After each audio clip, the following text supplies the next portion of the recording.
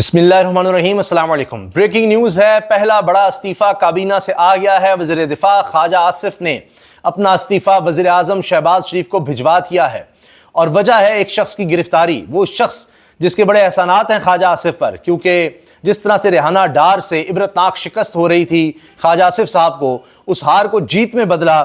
उस वक्त थे रिटर्निंग ऑफिसर इंतखाबात में, आम इंतखाबात में रिटर्निंग ऑफिसर थे, जिनको हाल ही में गिरफ्तार किया गया है करप्शन पर, करोड़ों रुपए की करप्शन पर। अब पता नहीं क्या क्या इनसे पता चल सकता है, जिस वजह से ख्वाजा आसिफ इतने गुस्से में हैं, इतने नाराज हुए हैं कि उन्होंने इस्तीफा ही दे दिया है। सियालकोट के ADCR की गिरफ्तारी का तनाज़ा बढ़ गया। वज़ीर दिफा ख्वाजा आसिफ ने इस्तीफा वज़ीर आज़म को भिजवा दिया। सियालकोट के ADCR की एंटी करप्शन की तरफ से गिरफ्तारी का तनाज़ा बढ़ गया है, जिसके बाद ख्वाजा आसिफ ने वज़ीर आज़म को अपना इस्तीफा भी भेज दिया। ख्वाजा आसिफ ने मुशीर बराए वज़ीर आज़म ऑफिस डॉक्टर तौकीर शाह को भेजे गए इस्तीफे में कहा है, या ADCR को रिहा करवाएं या इस्तीफा मंजूर कर लें, या तो इसको रिहा करें वरना फिर मेरा इस्तीफा है। चंद रोज कबल सियालकोट से ADCR को एंटी करप्शन ने मुबैना माली बदउनवानी पर गिरफ्तार किया था और 5 रोजा रिमांड हासिल किया था। मज़कूरा ADCR ने आम इंतखाबात में बतौर रिटर्निंग ऑफिसर फ़राइज़ भी अंजाम दिए थे। तो बस फिर इलेक्शन में क्या क्या इसने किया होगा, बड़ी ये गिरफ्तारी हाईलाइट हुई थी। आप देखते हैं कि मजीद इस खबर की तस्दीक किस तरह होती है। ये ज़ुबैर अली खान बड़े अच्छे सहाफ़ी हैं, उन्होंने ये खबर दी है और जो ऑथेंटिक सहाफ़ी हैं वो भी जानते हैं कि ज़ुबैर अली खान ने दी है। तो अब देखते हैं कि इसकी मजीद कन्फर्मेशन किस तरह से होती है। ये तो एक बड़ी खबर अब तक जो सामने आई है वो मैंने आपसे शेयर कर दी है। मजीद इसकी जैसी डिटेल्स आएंगी, ये खबर और ज़्यादा भी फैलेगी तो और आपको इस बारे में तफसील से आगाह करेंगे। 22 नवंबर को इमरान खान की रिहाई का फैसला हो गया था। मुशाहिद हुसैन सैयद ने यह बयान दिया है, लेकिन फिर कहा कि चंद नादान दोस्तों की वजह से मामला ख़राब हुआ। अब अगर 22 नवंबर को हो गया था, फिर 26 नवंबर को एहतजाज की नौबत क्यों आई? और वो अगर एहतजाज ना होता, 22 नवंबर को ही काफ़ी रिलीफ भी मिल रहा था, रिहाई भी मिल रही थी, लेकिन शायद उस वक्त शराइत नरम थी। अब उसके बाद शराइत और सख्त हो गई हैं। लेकिन अगर 22 नवंबर को ये सूरत मिल सकती है तो क्या इसी तरह एहतजाज जारी रखा जाए तो दोबारा ये ऑफर आ सकती है? ये एक बड़ा सवाल है, या चीज़ें दूसरी तरफ जाएंगी?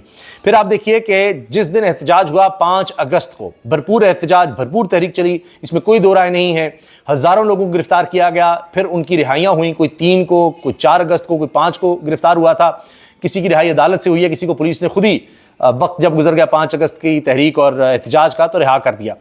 अब हुआ यह है कि इस तहरीक के वाले से कहें, एहतजाज के बारे में कहें, अगले ही दिन पेशावर हाई कोर्ट से भी 2 जमानतें हो गई हैं। पेशावर हाई कोर्ट ने Shibli Faraz, opposition leader senate Tehreek Insaf के रहनुमा, और जरताज गुल साहिबा की 11 अगस्त तक हिफाजती जमानत मंजूर कर ली है। अब चूंकि इनके भी गिरफ्तारी के अहकामात थे, नाहलियां भी इनकी हो गई, उस हवाले से बड़ी खबर है। पेशावर हाई कोर्ट ने इलेक्शन कमीशन को शिबली फराज और उमर यूब के खिलाफ मजीद कार्रवाई से भी रोक दिया है। तो ये अदालत से बड़ी खबरें आ रही हैं, जमानतें भी हो रही हैं और मजीद कार्रवाई से रोक दिया है इलेक्शन कमीशन को। यानी अभी फिलहाल कोई इलेक्शन भी नहीं होंगे। और इसके अलावा अब पेशावर हाई कोर्ट ने इलेक्शन कमीशन और दीगर फरीकैन को नोटिस जारी करते हुए समाअत 20 अगस्त तक मुलतवी कर दी है। 9 अरकान असम्बली और सेनेटर्स को नाअहल करार दिया था इलेक्शन कमीशन ने, और उसके बाद कहा था जी ये डी सीट हो गए हैं और चूंकि ये नाअहल हो गए हैं अब यहाँ पर इलेक्शंस भी होंगे, लेकिन मजीद कार्रवाई से पेशावर हाई कोर्ट ने ही रोक दिया है। तो अब चूंकि पेशावर हाई कोर्ट ने रोका है तो हो सकता है कि बाकियों को भी इसी तरह से रिलीफ मिल सके। इमरान खान ने बड़ा ऐलान कर दिया है जी, वो डटे हुए हैं, हमारे जो लोग नाअहल हुए इनकी नशिस्तों पर किसी को खड़ा नहीं किया जाएगा। अब ज़्यादातर लोगों का ये ख्याल है, तज्ज़ियाकारों का भी और पार्टी में भी ज़्यादातर लोगों का, कि हमें मैदान खाली नहीं छोड़ना चाहिए। इस तरह हुकूमत के लिए और आसान हो जाएगा कि तहरीक इंसाफ तो है ही नहीं, तो फिर उतनी उनको धांधली की ज़रूरत नहीं पड़ेगी। लेकिन लग ये रहा है कि इमरान खान ये कहते हैं कि भाई मौजूदा सिस्टम को लेजिटिमाइज़ करना है, कि जैसे हम इलेक्शन समझ रहे हैं जी कुछ ना कुछ होगा, कोई फ्री एंड फेयर किसी तरह से चांस है इसलिए इस मैदान में उतरे। वो कह रहे हैं नहीं जी, बिल्कुल ही नहीं। अच्छा, जनरल इलेक्शन में भी उनको ये पता था, लेकिन जनरल इलेक्शन का और माहौल था, तो इस वजह से शायद इमरान खान ने कहा जी भरपूर तरीके से हमने उसे उतरना है। लेकिन ये ज़िमनी इलेक्शन है तो दोनों तरह से है कि इसमें अब तहरीक इंसाफ ही नहीं होगी तो इसकी लेजिटिमेसी पे बहुत ज़्यादा सवालात होंगे, कोई गहमा गहमी नहीं होगी, कुछ भी नहीं होगा। तो 2 राय हैं कि कम से कम सियासी गहमा गहमी रहनी चाहिए। फिलहाल इमरान खान ने ये कहा है कि हमारे जो लोग नाअहल हुए इनकी नशिस्तों पर किसी को खड़ा ही नहीं करना। गंडापुर KP में ऑपरेशन नहीं रोक सकते तो इन्हें सोचना चाहिए कि क्या किया जाए। बानी PTI ने कहा है 14 अगस्त को एहतजाज होगा। अब 14 अगस्त को भी एहतजाज का ऐलान कर दिया है। انہوں نے اڈیالہ جیل میں اپنی بہنوں سے گفتگو کی ہے۔ علیمہ خان نے کہا کہ اللہ کا شکر ہے کہ ایک بہن عظمیٰ خان کی بانی بشرا بی بی سے بانی اور ان کی اہلیہ عمران خان کی اہلیہ بشرا بی بی سے ملاقات ہوئی۔ ہم تینوں بہنیں اڈیالہ جیل کے باہر موجود تھیں۔ بانی نے بچوں کے پاکستان آنے کے بارے میں پوچھا۔ بانی کل کے احتجاج پر بہت خوش ہوئے۔ عمران خان نے ظلم اور زیادتی دباؤ کے باوجود لوگوں کے احتجاج پر خوشی کا اظہار کیا۔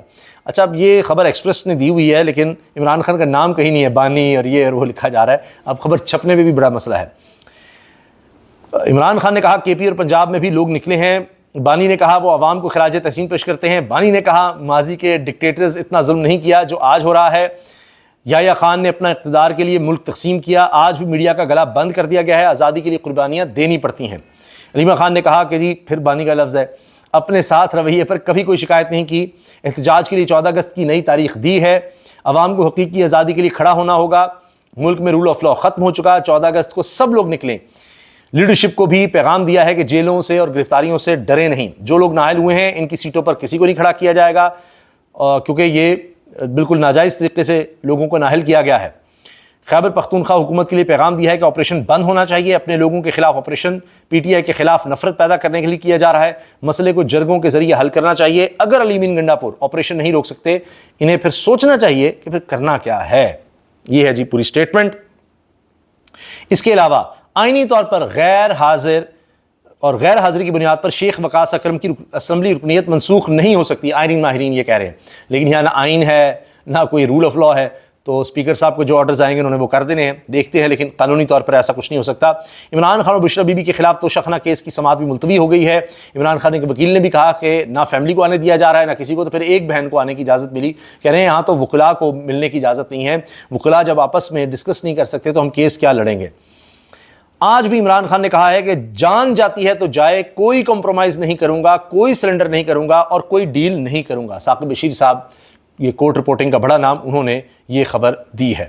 عمران خان کی 14 اگست کو ایک اور احتجاج کی کال، یہ جو میں نے آپ سے خبر ڈسکس کی ہے، وہ کہنا جی اگلا احتجاج بھی اب تیار کرو۔ یہ تو بہت خوش ہوئے عمران خان کہ زبردست احتجاج کیا، کمال کر دیا ہے، لیکن اب 14 اگست کی تیاری کریں اور تب بھی احتجاج کرنا ہے۔ پھر آخر میں یہ سنیے کہ عمران خان سے کون کون مل سکا ہے یا کون کون مل سکے گا۔ فہرست میں بھی آیا جی کہ 6 نام جمعرات کے لیے بھجوائے گئے ہیں۔ ان میں کوارڈینیٹر ہیں انتظار حسین پنجوتا، اور ملاقات کرنے والوں میں ڈاکٹر امجد خان، بشیر خان اور عاطف چودھری، فریہ ادریس، رجب علی عباسی، خرم شہزاد ورک کا نام ملاقات کرنے والوں کی فہرست میں شامل ہے۔ یہ کوارڈینیٹر انتظار حسین پنجوتا نے نام بھجوائے ہیں کہ یہ لوگ ہیں جن کی عمران خان سے ملاقات متوقع ہے۔ اب ان میں سے کس سے ملاقات کروائی جاتی ہے یا کروائی بھی جاتی ہے نہیں کروائی جاتی، یہ اب آگے جیل حکام پر منحصر ہے کہ کیا کرتے ہیں۔ یہ ہیں جناب اس وقت کی کچھ اپڈیٹس۔ تہلکہ خیز خبر یہی ہے جو خواجہ آصف کے استعفے کی ہے۔ باقی چیز حکومتی کارکردگی کے بارے میں اب محمد زبیر صاحب، سابق گورنر سندھ، وہ کہہ رہے ہیں کہ گزشتہ 3 سال میں جو ایوریج ہماری گروتھ رہی ہے معاشی ترقی کی شرح، وہ 1.62% ہے۔ جب سے پاکستان بنا ہے 3 سال کی مجموعی کارکردگی کبھی اتنی بری نہیں رہی، حتیٰ کہ 1971 میں پاکستان 2 لخت ہو گیا، ٹوٹ گیا، لیکن تب بھی ان 3 سالوں میں بھی یہ حالات نہیں تھے جو کہ اب ہیں۔ تو اسی سے آپ سوچئے کہ اس حکومت کی کیا کارکردگی ہے، کیا کریڈیبلٹی ہے، کیا انہوں نے کر دیا ہے۔ تو اندھیر نگری چوپٹ راج ہے، اور اب تو یہ حال ہے کہ استعفوں کے حوالے سے بھی جناب خواجہ آصف نے پہلا استعفیٰ دے بھی دیا ہے کہ یہ نہ ہو اپنے بندے پکڑے گئے ہیں تو ہماری باری بھی آ جائے۔ اللہ حافظ۔